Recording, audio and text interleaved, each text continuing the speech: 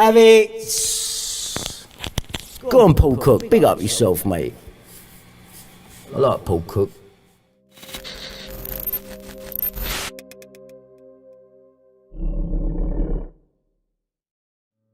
Easy Tigers!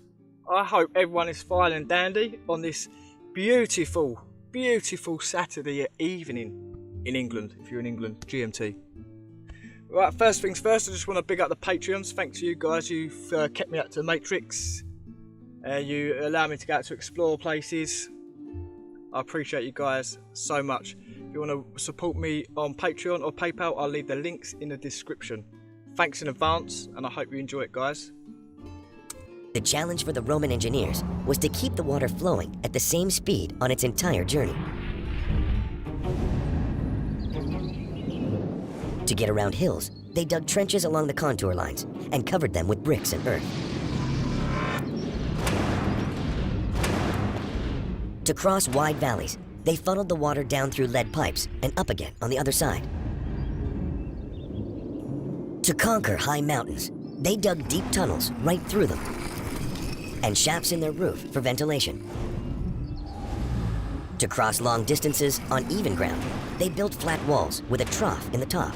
And to channel the water into Rome without obstructing traffic, they built the majestic arched aqueducts we know today. These plumbed into a network of fountains that fed water to 1 million Romans. Today, Rome's fountains are still safe to drink from. And because they always keep the water flowing, they stop the city's pipes from clogging up.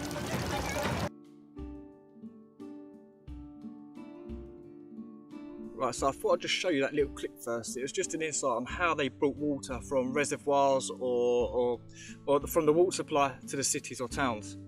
Now, I've chose to look at this one in particular in Cheapside because it's almost 1,000 years old, and it was a tunnel dug underground for 3 kilometres. Hand dug as well, you know.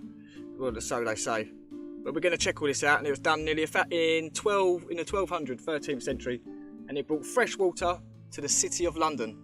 And obviously the government have to get involved. I won't tell you what happened, we'll work it out throughout the video.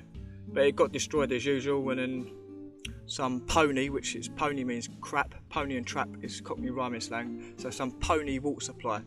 So let's go, the Great Conduit. The Great Conduit was a man-made underground channel in London, England, which brought drinking water from the Tyburn to Cheapside in the city.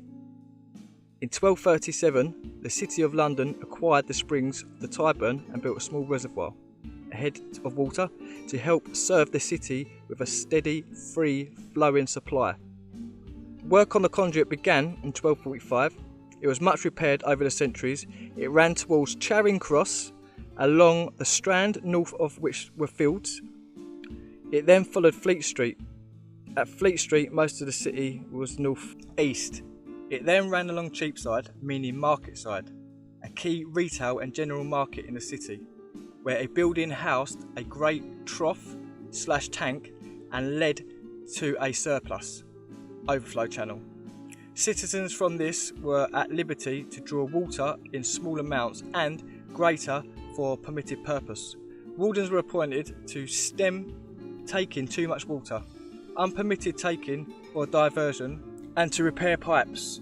Extensions were made leading to other parts of the city. Other conduits were constructed in the 15th century AD. In the 15th century, further sources were added to the main conduit from the Westbourne, enabling a new addition off tap at Cripplegate. One parish within and one without outside. A northern gate in ancient, sparsely intact walls. Use of the conduit ceased after the Great Fire of London in 1666. So let's take a look at this 3-kilometre course that ran from Tyburn River to the City of London. And we can see that it actually passed a river, the River Fleet, and that is an underground river. Maybe at the time, I'm not too sure, correct me if I'm wrong, but that might have been above ground at the time. I know they got redirected underground. But my point is, it passed everything underground. Now they're bigging up people in the 1700s when they built the Thames Tunnel. I mean, do you not think this is a bit of an achievement itself? 3,000 metres underground to the City of London. But this is the blockwork, check it out. Check out the blockwork. I could only find one photo, and the photo underneath is a picture of a tunnel, and it shows you what it has to pass to get from one end to the other. Now that is incredible. If they did that nearly 1,000 years ago, well, wait, where did it go wrong? It's like the government have to get their mitts. They have to get their hands on everything. Like, you're not allowed to own or do anything yourself, or you're not allowed to have anything healthy. Like, there was a supply of fresh water from springs and wells coming directly into London underground, which that on its own is incredible because it's nearly 1,000 years old.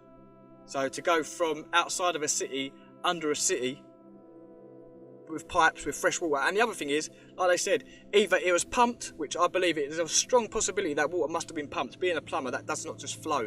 So if it wasn't pumped, then that makes that task a million times even harder, because you have to underground keep it at a certain angle to keep the water flowing. Which, how are you going to do that with no lasers? Like, how do you even think about that? How are you going to dig a straight line underground? You don't know if you're going forward or down a bit or up a bit. Like, your degree or angle could go up and down a slight bit, and it could make you go completely off course. So how did they do that nearly 1,000 years ago? Please tell me. So what happened to that beautiful work of art? What happened to that supply of fresh water that was keeping people healthy in London? What was that? What happened to that supply of fresh water that was keeping businesses going? You know, like shops that had to use water. What happened to that? Right, I'll tell you. Same old story, wherever you go. There's a Great Fire in London, and obviously 1666. These cats always pick the right dates and numbers with numerology. So this website basically tells you that in the 1666 there was a Great Fire in London, and it destroyed 90% of the water supply, even though it was underground. But you know, all the outlets above ground got ruined, and apparently some of the lead pipe work underground got ruined. All BS. But this is what it says: the first triumphal arch on Fenchurch Street was the Arch of Londinium, representing the City of London. The entertainment performed here portrayed the personification of British monarchy, divine wisdom, and the genius of the city, alongside gladness, veneration, promptitude, vigilance, loving affection, and unanimity. Extremely ornate to be arches that supply water for cities.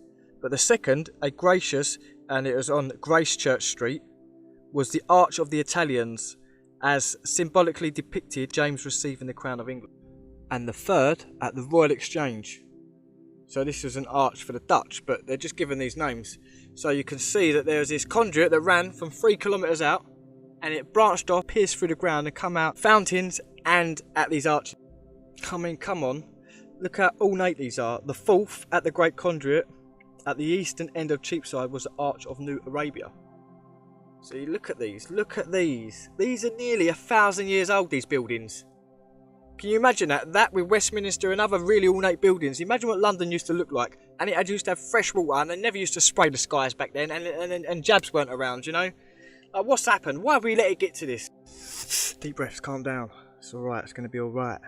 Right, the fifth and little conduit at the western end of Cheapside was the Arch of the Bower of Plenty, also symbolically depicting peace and the 9 mooses, and the 7 liberal arts: grammar, logic, rhetoric, music, arithmetic, geometry, and astrology.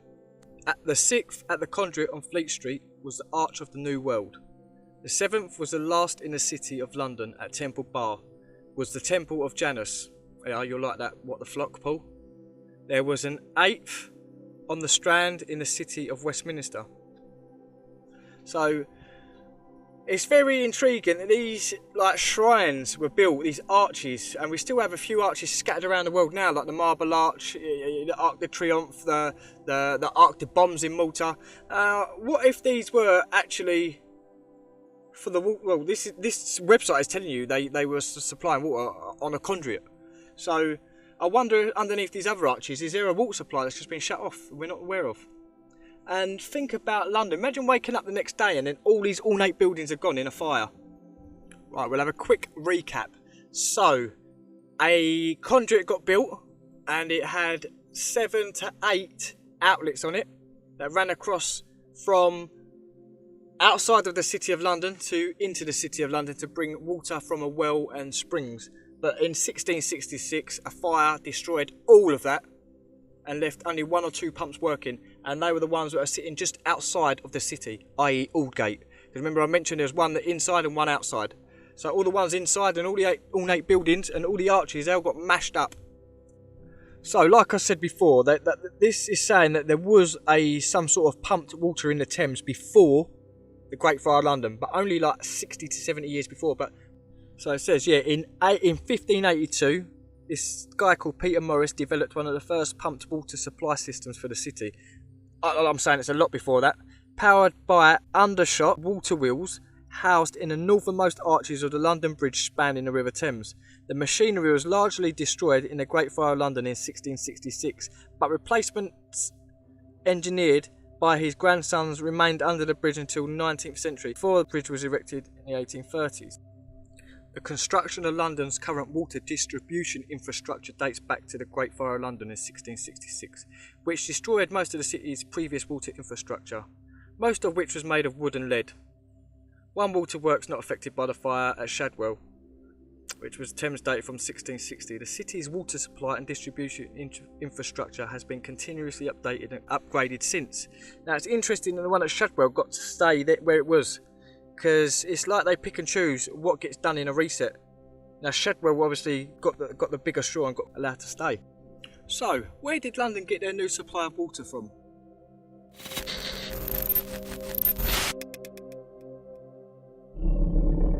Well. It just so happens, just before the Great Fire of London, built a river, and it was called the New River, and it come from just outside north-east of London, and it brought the water in to the same area. Now what's very fishy about that is I work for Thames Water in that exact area where they say this new water comes from, and I worked at them reservoirs, and I know the amount of rubbish that goes in there. The river is an incredible feature of the early 17th century engineering. Before it, London's water supply was limited to the Thames, streams, wells and springs, which were often contaminated. Water was distributed by people carrying buckets, yeah alright, and water from a spring or a well is definitely not contaminated, definitely not.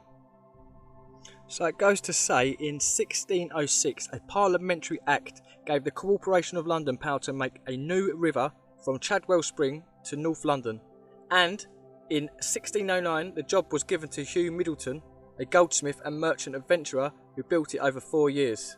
More than 200 labourers were paid the equivalent of 4p a day to dig it out, and skilled carpenters earned 6.5p a day to wolf the banks and build bridges.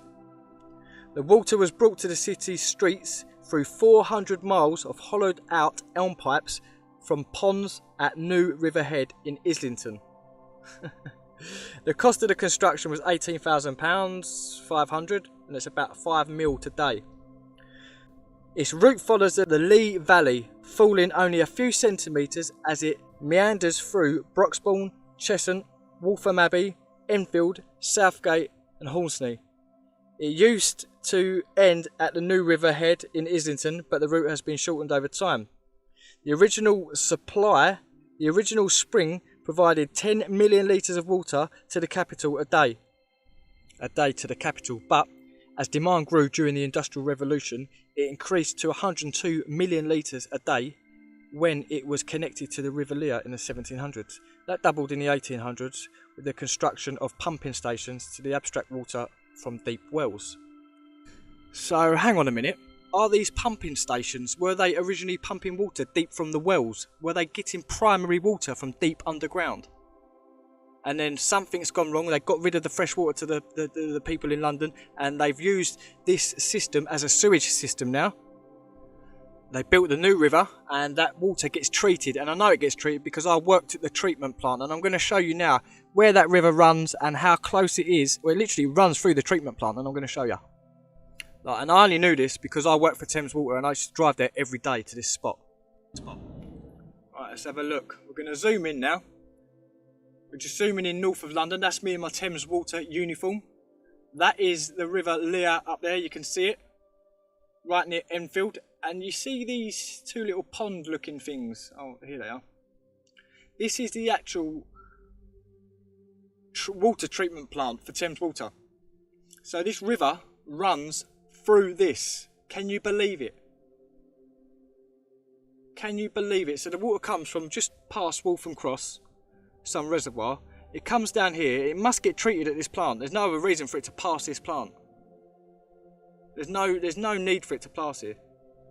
So that's where it went wrong. You can see here. Here's the river. In red is the river, and River Lear is on the right.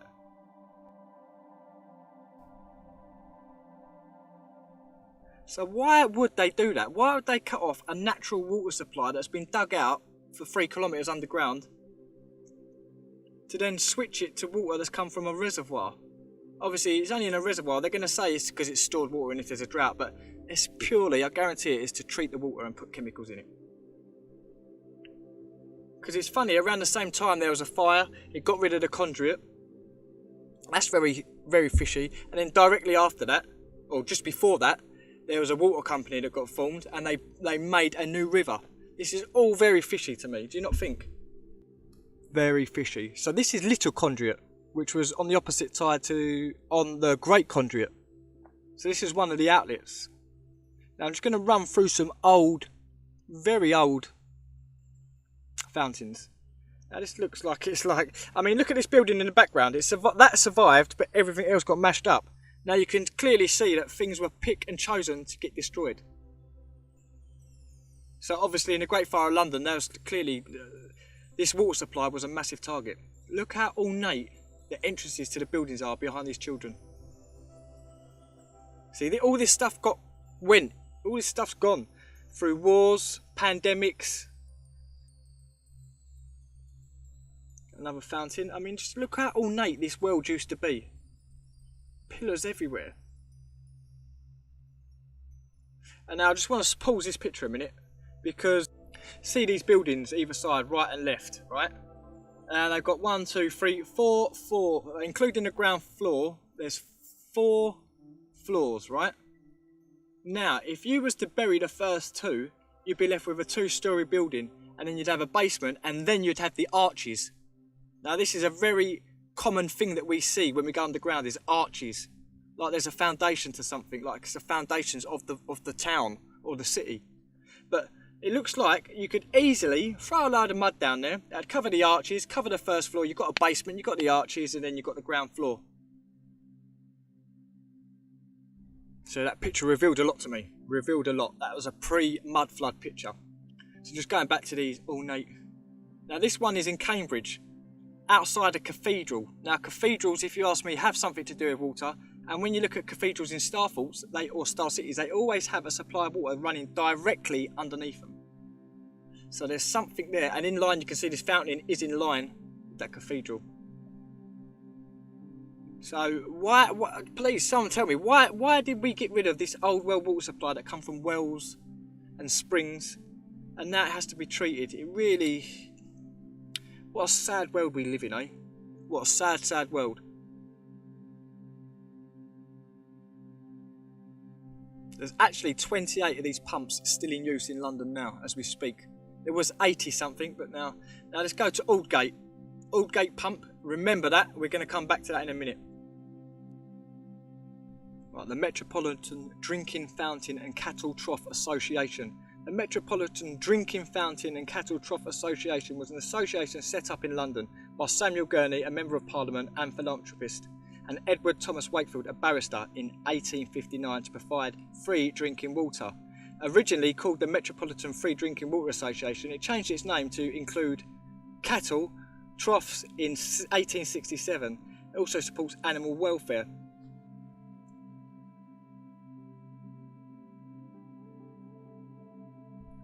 Water provisions made in the 19th century was from 9 private water companies, each with a geographic monopoly, which provided inadequate quantities of water, which was often contaminated, and was famously discovered by John Snow during the 1854 cholera epidemic. Population growth in London had been very rapid. Without an increase in infrastructure and investment, legislation in mind in the 19th century gradually improved the situation. The Metropolitan Commission of Sewers was formed, with filtrations was made compulsory, and water intakes on the Thames were forced to be moved above sewage outlets. In this environment, the public drinking fountain movement begins initially in Liverpool, where the local government was granted the ability to buy out the private water companies in 1847. It built the first public baths and then encouraged philanthropic public drinking water fountains. This was taken up by Samuel Gurney. See, this is very interesting because we had all this before, and we had it when it was free and it was clean water from springs and wells. Now what's happened is they've created a load of problems. They've created a fire, and then they've built up all these new, lo and behold, before that they've already built a new river. So how convenient, you're now going to get supplied with this new river. But there's more to it than that. To stop people using these drinking fountains, this is the reason why I brought up this cattle association place, because these cats actually, I believe, poisoned the water so people didn't go near these pumps anymore. Check this out. Oh, and one other thing, I just want to chuck it in there. This Trough and Cattle and Drinking Free Water Association, whatever you want to call them, this mouthful of a name, they claim to have the first drinking waters in London as well. So you can see that the government or the people behind this realm have wiped out that history and started it from the 1850s like everything else. Right, so like I said, Aldgate, remember that, so here we go. Served by one of London's many underground streams. The water was praised for being bright, sparkling and cool, and of agreeable taste. These qualities were later found out to be derived from the decaying organic matter from adjoining graveyards, and the leaching of calcium from the bones of the dead, and in many new cemeteries in North London, through which the stream ran through Hampstead. Several hundred people died during what became the Aldgate pump epidemic. And on its relocation in 1876, the New River Company changed its supply to Mains Water. How convenient. The Mains Water is directly next door to it. How convenient. I've showed you just now on that map. Thames Water is next door to the New River. They're literally touching each other. Probably underneath the grass, rubbing each other up. Fenchurch Street Station, railway station, was built in 1841 upon the site of Aldgate Pump Court. So there you go.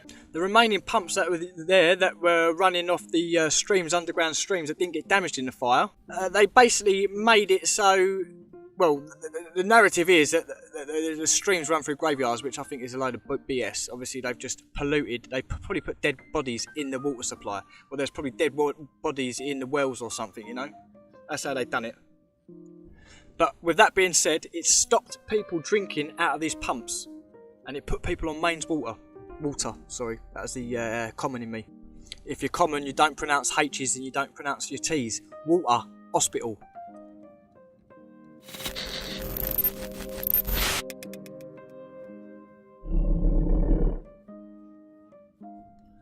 Anyway, you can crystal clear see how they messed with water. So they got rid of the old well. I've said this a few times now. Now I'm going to show you a list of places in the UK that had water, wells, springs.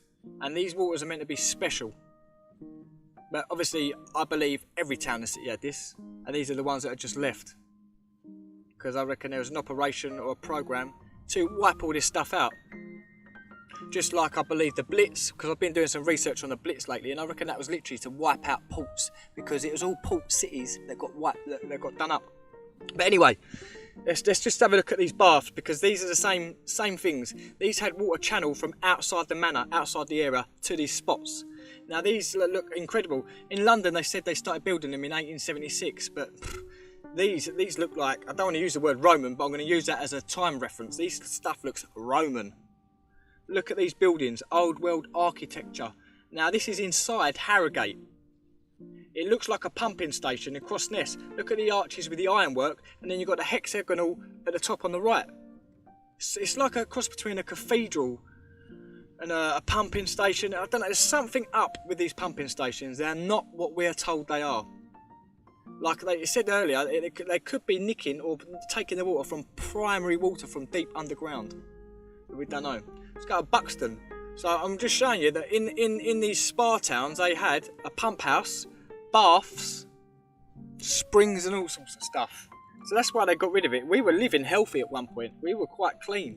You know, we had nice, decent water. But something happened. Something went wrong, and it's around the 1500s, 1600s. Someone evil come in and took over.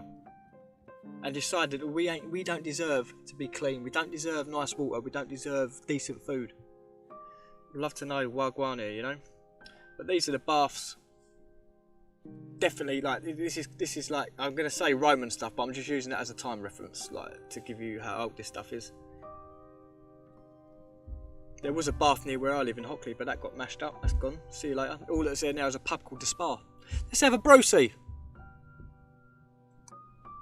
Right, so when I was doing some research on the River Thames, I come across what people are calling their miniature Crystal Palace, the floating Crystal Palace, or the floating baths, or whatever you want to call it. So it says that this Joseph Basil Getty, the guy that done the London sewers, in the water, blah blah blah, the Thames was much improved and a floating swimming bath with iron structure was built, moored just above Charing Cross Railway Bridge, and opened early July 1875. The engineers for the floating swimming bath company were Whittaker and Perrott. In October 1876, machinery for freezing the river water was added so the floating bath could become the floating ice rink during the winter months. So hang on a minute, they purposely froze over the Thames in 1875 or 1876. You're having a laugh. In 1885, the floating bath were purchased by the South Eastern Railway Company and scrapped. That really is an incredible bit of, again, a bit of a work of art. It's just floating in the Thames. But look, and apparently there's a few of these scattered all around. There's in Liverpool again. There's some in Liverpool, Manchester. Floating, but this one got dubbed the Crystal Palace, the floating Crystal Palace, because it looks like a miniature Crystal Palace, I guess. But look at that, eh? And these baths did not originate in the 19th century. This stuff's been going for donkey's years. At the beginning of this video, I showed you something that's around 2,000 years old. It was a load of seats. Well, again, I'm going to use the word Roman, but it ain't Roman. There was another one of these floating baths in Chelsea. Now, what's interesting about these things are that when you look at the floor plans of them, sometimes some of them look like they could be, you know, when they do the cathedral floor plans. So it looks like it could be a basic foundations of a cathedral or a church.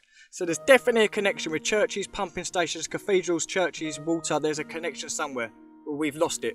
And we've been robbed from fresh water and we have to now drink government water. But unlucky for some. For me, I pay extra money to get water out of a well each month. So there you go. You have to do it these days. And there's no price on health. If you ain't got health, you ain't got nothing. And I've learnt that. I've learnt that in the last few months. I don't care about anything now, apart from my health. Anyway, I hope you've enjoyed it. This picture is Google getting chased by some dogs in Malta. And this is a spot where I got chased as well. So when I see it, it cracked me up. But anyway, I hope you've enjoyed this session. I hope you've learnt something about London Water and the pumping station. Well, not the pumping station. Anyway, take care. Hope you enjoyed. One love. Don't forget to like, subscribe, comment and share. Ta-da! Ta-da!